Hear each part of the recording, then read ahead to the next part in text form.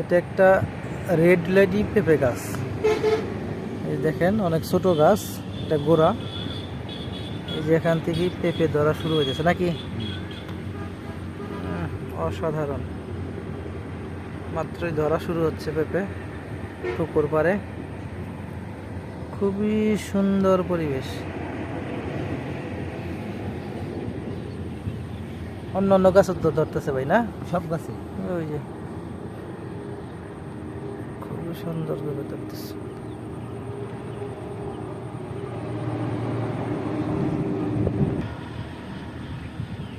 পুকুর পাড়ে পেঁপে বাগান, খুবই সুন্দর জায়গা। খুবই সুন্দর।